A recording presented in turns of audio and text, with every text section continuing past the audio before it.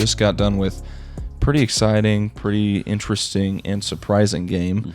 Iowa State taking down Oklahoma, the number 1 seed, to move on to the finals of the Big 12 tournament.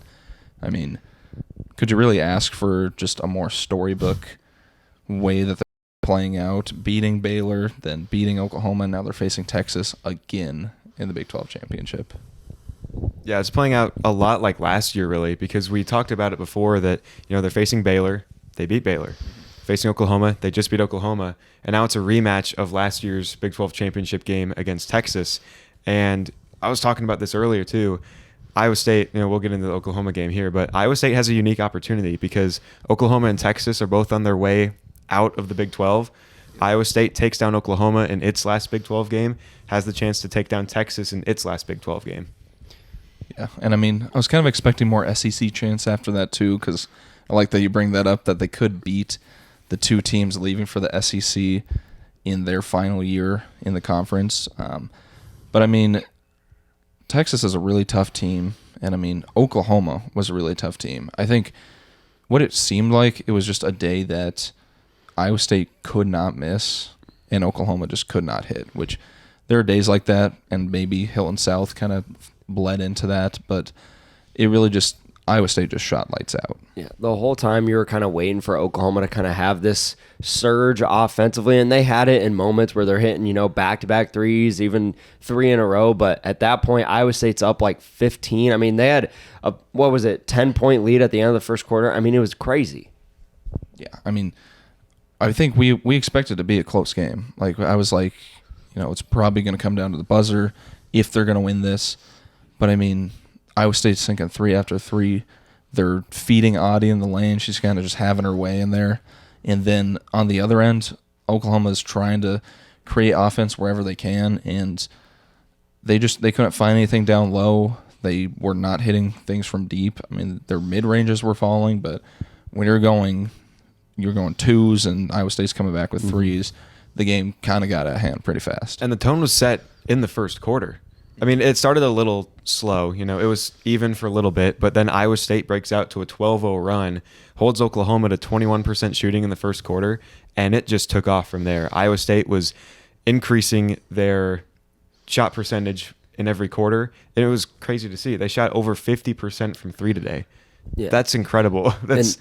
They were taking really good shots. I mean, it's not like, highly contested or whatnot. Oklahoma really just couldn't seem to figure out Iowa State's offense for a large part of the game in general. And really, Iowa State had that first punch in the first quarter, and then you're thinking, okay, the whole time you're just waiting for Oklahoma to come back. But Iowa State, I think they kind of proved themselves as a team this year that they're not going to let up big leads. And I was kind of just waiting, but they held on to the end, and it was just they stuck to what was working, feeding Audie and hitting 3s, and it was just, a great game to watch in general. You talk about getting the ball to Audie and hitting the 3s. Audie did both. She hit another 3 again today, so Iowa State, they're undefeated in the Big 12 tournament when Audie hits a 3. So maybe we'll see another one in the third game. We might have to. Yeah, I mean, it was good to see that Audie's kind of getting confidence from that range now too, because it was early on in the first quarter that she took that shot in both games. Yeah, and even later in the game, she took another one wide open, and although it didn't fall, it was kind of close. It wouldn't have mattered if it fell or anyway. I mean, it was at that way point out of reach. They were, yeah. But then obviously, it just seemed like the defense was almost sagging off a little bit too much from everybody. I think that was kind of why there were so many wide open 3s that Iowa State took. It was, good ball movement, but I think Oklahoma really focused too much on Audie, where they were double teaming her in the lane, and it just left people open on the outside. The freshmen were able to hit. It was, Emily Ryan was getting in there, feeding people. It was just almost just like a full team effort. Everybody was just kind of shooting lights out. It helped because they had good ball movement too. They were able to move the ball around, and they took smart shots. They didn't really force anything up in this one. And I noticed that Hannah Bellinger was kind of shut down in this one. We talk about her being the top 3-point shooter. She really didn't get a whole lot of looks today. So she was kind of shut down, but it felt like she was kind of reserving herself to say, like, I'm not going to do anything stupid here and miss a shot. and leave points off the board. Yeah, and the only time Oklahoma really locked up Iowa State defensively was when they started full court pressing in that third quarter. They went on a pretty decent run in there, and that kind of forced Iowa State to have to push the ball up faster. But even then, they were still finding their shots and getting into their offense. So honestly, I see this as just Iowa State having a really good day offensively, and Oklahoma just not showing up on on either ends of the court. Yeah, and I mean, I was just kind of waiting for Oklahoma to turn it on because this is an offense that I think we all expected to put points on the board, and then they just really weren't performing to their expectations or even their standards. And I think even if they did, I still think Iowa State pulls it out because, I mean, they were just the better team that day, which, maybe it's just something about Iowa State and Kansas City. Maybe it's the momentum, it's everything feeding into them, but it really just seemed like Iowa State knew they were going to win that game, and the whole time they knew they were going to win that, and they just won it. I think there were a lot of factors that went into that too. When you talk about that, Hilton showed out in this one, and we were wondering, because of this being a Monday game, there was no game on Sunday. Does the crowd show back up? There wasn't as many fans as there on Saturday, which is expected, but there was a good number of Cyclone fans in there, and I think that really energized and motivated the team throughout this one. Yeah, they're definitely, we could tell Christian and I were sitting in as fans for this one, and there was only, there was a couple sections, of Oklahoma fans, but for the most part, Iowa State fans were feeling the run that Iowa State started the game on, and they kind of just rode that till the very end. And Iowa State, they didn't take their foot off the gas offensively, which you kind of thought was going to happen. Maybe Bill and the team was like, all right, we have this lead. We don't want to mess anything up. Kind of like how Hannah Bellinger, the way you put it, where she doesn't, you don't want to take stupid shots, but they just kept doing what worked, and it worked out for them the rest of the way. Yeah, and I like that you bring up the atmosphere because that was honestly something I was a little scared of if Kansas State had beaten Texas, because that game came down to the wire as well. Just really anything could have happened there in that last minute of the game. But it was, Kansas State traveled really well too. I think half the teams or half the fans were Kansas State fans too. So we almost would have seen just a clash of two fan bases that traveled really well. But now we might see another game where Iowa State kind of dominates the atmosphere, fills out the seats. Because I assume that, not a lot of people came to the Monday game against the number 1 seed because maybe they didn't want to make the trip down. But now the team's in the finals, it might be a similar showing to the Saturday game. Yeah, and we talk about having the crowd being energized, and there were 2 key moments in the first half that I think the crowd really amped up, and it fed into the second half. It was Audie's 3, which obviously that's going to ramp up the crowd, but Addie Brown's 3 to finish the first half. Dribbles it around at the top of the key, lets it fly, keeps her hand in the air. The place explodes. And I was wondering if that momentum would keep up in the second half, because Oklahoma comes out there, they scored a couple times, they brought out the press, but Iowa State handled it very well, and they just grew on that and just took it to the finish line. Yeah, what a game she had. I mean, obviously we look at Audie Crooks, who led the scoring again, but Addie Brown, again, is in there on every stat. She's doing really everything well. She's scoring. She was rebounding extremely well this game. She was able to feed the ball around, play really good defense as well. I mean, she's having a really good tournament, and if those 2 freshmen just keep playing the way they're playing, honestly, they could be really scary, just considering how many other threats Iowa State has on the team. And to shout out another freshman, Ariana Jackson offensively wasn't great in this game. She probably ended with around 5 points, but her defense really was, I think, what kind of showed out in this game. We talk about how Oklahoma was this high-scoring team. What's gonna stop them? Ariana Jackson stopped them, was locking up everyone, talking about getting in on rebounds, ball handling really well on the other end, and I think just really, kind of shut down any options for Oklahoma. Yeah, and I mean, I agree with you on that because I am a really good proponent of defense. On the men's side, I do love watching Curtis Jones. She's kind of like the Curtis Jones of this team, where she doesn't need to be good on offense because her defense makes up for it tenfold. I mean, she was all over whoever she was guarding. She was even able to just disrupt too. And I mean, you add that with Emily Ryan also being able to disrupt. And I think Iowa State just kind of like stifle them on defense. I mean, you have to like look at why Oklahoma wasn't scoring the way they were scoring. There wasn't really many open shots they were getting because when they were open later in the game, they were hitting their shots. It was early on. They just weren't able to find shots. It was the mid-ranges were the only ones that they could actually find that were open. But otherwise, it was either Audi or Isnell bullying inside, or it was all the guards just doing what they're doing on the outside. And that was the big piece of it that I kind of brought up of the defense is going to win this game because we know how good this Oklahoma team is on offense. The pace really picked up in the third quarter. I mean, Oklahoma, they were trying. They really were to claw their way back into this one, but it just wasn't happening. That first half effort very early on to set the tone defensively for Iowa State was really what brought them all the way. Yeah, and I think the dagger on defense for me was when I think it was Tot was going up for a layup, like a routine layup, and then Emily Ryan just blocked it right in her face. And I think at that point you're like, okay, this Iowa State's not letting anything up. Like they're in this game till the end. And then obviously on a dagger on the offensive end that I kind of want to talk about because, going back to atmosphere, Audie Crooks, when she got that and one and kind of pumped her fist to the crowd, that was the moment I was like, okay, this is Iowa State's game. Yeah, and you're just so surprised at how this group of freshmen and, a couple of veterans can come in here and just kind of, I think, shout out to Bill Fenlon. I think he really proved himself as, being worthy of, getting the Big 12 Coach of the Year this year. At least he, was a strong candidate for it. And it shows that Iowa State came in here, they heard all this noise, they're going up against the 1 seed, a team that beat them at home, one of the very few teams to beat them at home. And, I mean, they just really, like I said, it was probably just a really bad day for Oklahoma, but, you take advantage of those. Iowa State didn't sleepwalk in this one. They didn't just win by 10, they won by near 30 points. 17 points, but near 20. Felt like 30. It was more than Oklahoma beat them by names.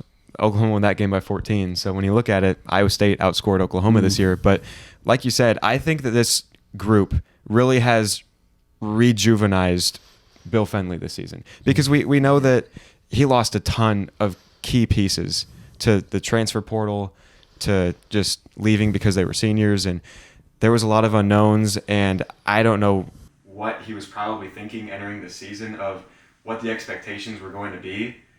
I think they've beat them tenfold. Mm-hmm. This team arguably looks better than last year's. You could say that they aren't, but I think that this team, in a year or two, they're going to be around for a long time chasing Big 12 championships. Yeah, and I like that you bring that up because, covering last year's team, when it was healthy with like Stephanie Suarez, Ashley Jones, Emily Ryan, Lexi Darnarski, Danae Fritz even, that team was so good. They were obviously able to win the Big 12 championship. But, I mean, I get what you're saying because this team looks better already. I mean, they have all the similar pieces. They have all the scoring that the last team had. They had the defensive pressure that the last team had. And they seem almost more connected than the last team as well. And the fact that they're all freshmen and Emily Ryan's coming back, you got to be excited for a Iowa State fan for the future of the program because, I mean, they're in the finals again with a fresh team. I mean, really, you got a lot more to go. So, I think that a big piece of it with the freshmen is that they all are freshmen. Mm-hmm. They're the same age. They came in together, and they've talked about it. They hang out all the time. They've got classes together. So I think that having that connection off the court has been very key for this group. Yeah, but you got to think now, is it enough to do it again against Texas, a team that when we were watching the game against Kansas State, I was a little surprised because I thought Texas, was going to – I know Kansas State, they're still the 3 seed in this, in this tournament, but you got to think with how close Texas played Kansas State, how tight that game was, and how Iowa State has beaten Kansas State twice this year, what that matchup's going to look like tomorrow. Yeah, and I think the big thing for me was just the size of Texas. I mean, Texas is just a big team. Mm-hmm. They have a lot of presence in the lane. They were able to shut down Ayoka Lee pretty well without having to overcommit to her, which, I mean, we saw how Oklahoma dealt with Audie Crooks, overcommitted a little too much. I think if Texas is able to deal with her in the lane, kind of like, obviously Texas was able to get the win on the road, or I guess when Iowa State was on the road during the regular season, this could be a really tough matchup for Iowa State. Well, you have to look at it like, okay, Iowa State lost to Oklahoma at home by 14. Then they come back and beat them by 17. That game was at home. They lost to Texas on the road. So there you kind of think, okay, maybe if Iowa State lost at home, maybe there would be, maybe that would have been closer. So you kind of have to look at this as this probably will be a home game in theory for Iowa State, because I'm thinking that the Cyclone fans are going to show up again. They showed up today. I think they stick around, for this championship, and that will probably give them a better shot at taking it home. Yeah, I could see that too, because I do feel like Iowa State held with Texas in their last meeting as well. It wasn't like a blowout. So I want to say that Iowa State can match up pretty well against Texas. It's just, it is the size that scares me.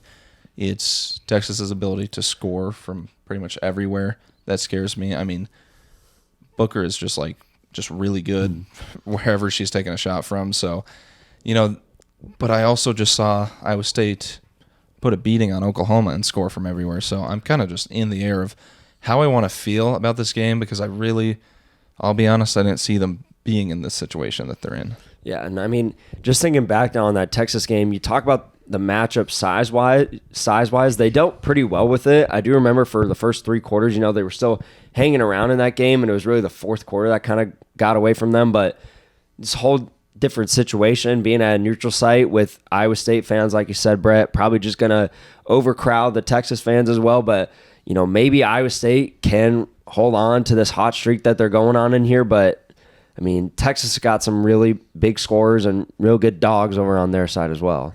Yeah, Texas is a really athletic team. And I know that Baylor's a very athletic team too, and we saw that Iowa State kind of struggled. It was pretty even with them, so it'll probably be another dogfight all the way to the finish. And I know that we said that about the Oklahoma game, of it probably being that way, but Iowa State stomped them. I don't know if that'll happen again. I think it will be close to the finish line, because both of these teams, they're going to be playing 2 games in a row. This will be their 3rd game in 4 days. So it's a lot of playing time in a short amount of time. And you just don't really know, how Texas is going to be as well, because I'm sure they probably expected to be Kansas State a little bit better than they did before. But with Iowa, you can't really predict how Oklahoma played today. So you don't know. Maybe it's going to be enough. Maybe Iowa State, we're underestimating Iowa State's defense and how good it is at this neutral site. Maybe it's going to get repeated in their matchup against Texas. But I mean, all we can just do is see. Is that right, Christian? Yeah, well, real quick, though, it's days like today where the saying goes, you have to play the game. Mm-hmm. You can't just take everything as chalk. You play it because it matters. That's true. I mean, yeah, as Logan alluded to, I guess all you can really do is just wait and see. I mean, we got one more game left before the Big 12 champion is crowned on the women's basketball side. So we will be excited to all be there, me and Logan as fans, Brett is covering it, and see who the champion will be. I mean, can Iowa State actually do back-to-back? I think there's a possibility. Well, so one thing that I saw with this Iowa State group this year is every team that they've played twice this year, they have either swept or they have split. Iowa State has not lost to a team twice this year. They beat Baylor twice. They beat Kansas State twice. They split Oklahoma. Texas is the other top team right there. I mean, West Virginia was a good team too. They split West Virginia. Yeah, but if they've got to keep that streak going, they've got to win this game to keep that alive. Yeah, they're 0-1 in the series, so you got to split it somehow. Yeah. And it would be the right time to split it in the Big 12 championship. So, we will be back with more later. Obviously, tomorrow after the game, we'll see kind of what happens, and then after that, we'll move on to the men's tournament. So thank you guys for watching another episode of The Daily Dish. We will see you again.